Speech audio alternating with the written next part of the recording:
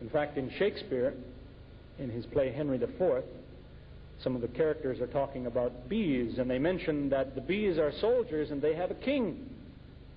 That's what people thought in Shakespeare's day. They thought the bees you see flying, these are men, bees. And they go home and they answer to the king. Well, it's not true. Those are female. They go home, they have a queen. But it took modern investigation in the last 300 years to realize that that's the case. The Qur'an is right.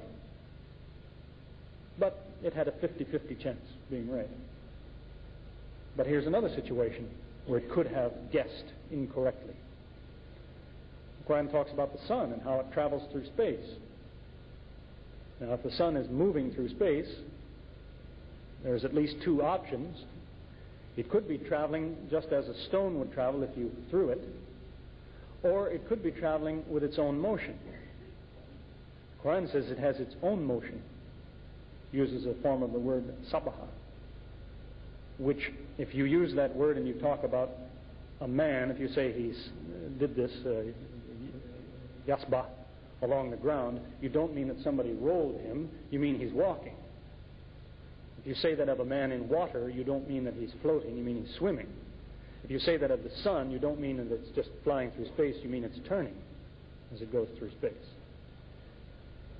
Well, the Qur'an says the sun turns. Is that an easy thing to discover? Can you tell the sun is turning? If you look at it, you can look for a second or two and you have to look away. You don't see any marks on it. You don't see anything after a few seconds. But in modern times, the equipment was made available to project the image of the sun down onto a tabletop so that you could look at it without being blinded. And then you see that after all there are spots on the sun. And they move. And the sun turns once every 25 days. So it is turning. But that's a modern discovery. A lucky guess. But the odds are 1 in 4 about getting both of these guesses about the bees and the sun correct. And another indication would be to think back 14 centuries ago, people probably didn't understand about time zones. That back at home right now, my family's having breakfast. But it's dark here, and the sun just came up there. See, 14 centuries ago, a man could only travel about 35 miles a day. And if he traveled from India to Morocco, it took him months. And probably when he had supper in Morocco, he thought, back at home they're having supper now in India. Because he didn't realize he has moved across the time zones. But the Qur'an is aware of that. It tells you in an interesting ayah, it says that when history finishes, when the judgment day arrives, it will happen in an instant. History ends in an instant. But it mentions that in that instant it will catch some people in the daytime and some people in the nighttime. So which Muslim scientists have been aware for 14 centuries. If they believe that, they said, well, at some time on the earth it's day and night at the same time. That's not a thing that's obvious to your eyes or to your experience, but the Qur'an mentions that. So again, it's a good guess. And you can draw up a long list of good guesses, and the odds become very high that these are all guesses. To do this kind of thing is following in the best tradition of the Muslims, to investigate that way. The Qur'an expects this kind of challenge. You see, if I said to somebody, I pick out somebody here, I said, I know your father, I met your father. Probably he's in doubt. You just came here. How do you know my father? For all I know, his father is dead, for all I know. See, but he's saying, how could you have met my father? Tell me, is he a tall man, short, bald, does he have a beard, does he wear glasses? Where did you meet him? But if I keep giving him all the right answers, finally he may say, I guess you know my father. I don't know how, but I guess you know him.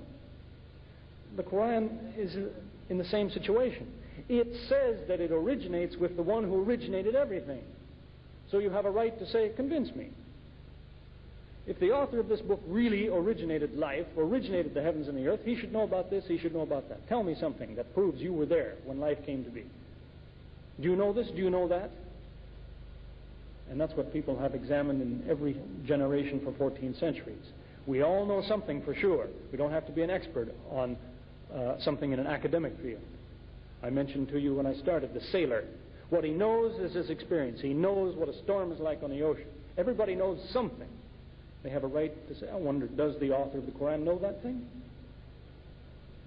For myself, because of my field in mathematics and logic, there's a very delicate point which caused quite a bit of excitement only 100 years ago among mathematicians. It occurred to me the author of the Qur'an should know about that. It would take too much explaining to go into it, but I checked and he did. It's there in the Qur'an. But it's a development of the last 100 years in logic. We all know something, and it should be there. The answer should be there.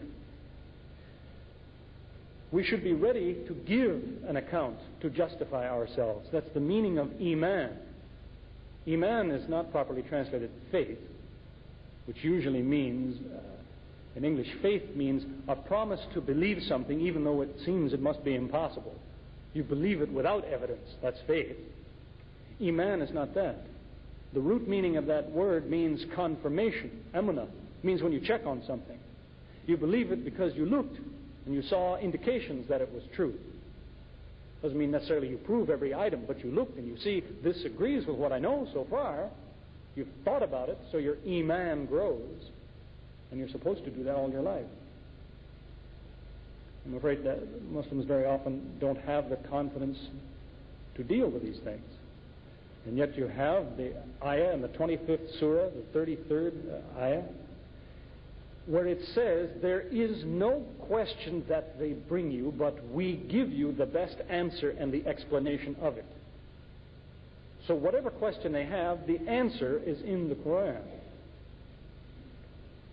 I have mentioned in 7 years of giving lectures in various places that I have basically only heard 35 questions. Now, I've heard hundreds of people ask questions, but I've heard about 35 different questions. That's all. The Qur'an says no matter which question they bring you, we give you an answer. People have a long ways to go. It's an interesting thing you'll find if you look in the index of the Qur'an. This is an index of every word in the Qur'an, al-Muwajim al-Mufahris. It's what you should expect to find according to this ayah. It says, for every question they bring you, we give you an answer. Allah says the answer is here. If you look up the word in the index, qalu, it means they say. You'll find it's in the Qur'an 332 times. 332 times the Qur'an says, they say such and such. And if you look up the word qul, which is the command say, you'll find it's in the Qur'an 332 times. Now, for everything they say, you tell them this. 332 is a long ways from 35. There's a lot of questions people haven't even bothered to ask. The Qur'an has the answers. And it's not that big of a book, about 80,000 words, which is supposed to offer you the reply to what somebody says.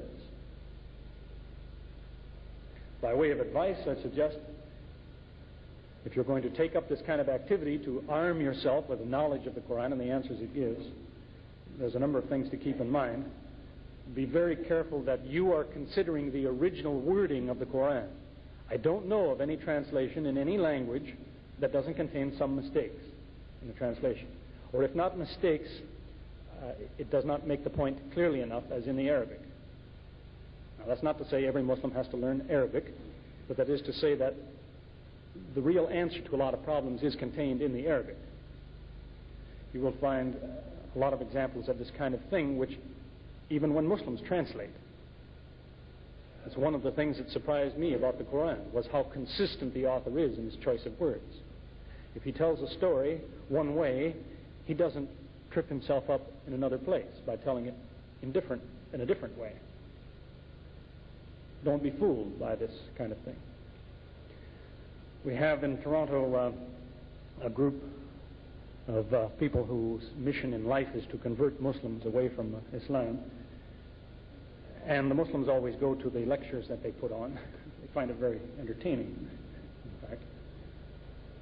And recently, a man gave a talk and he was explaining how, he said, if you Muslims paid more attention to the Qur'an, you might be Christians.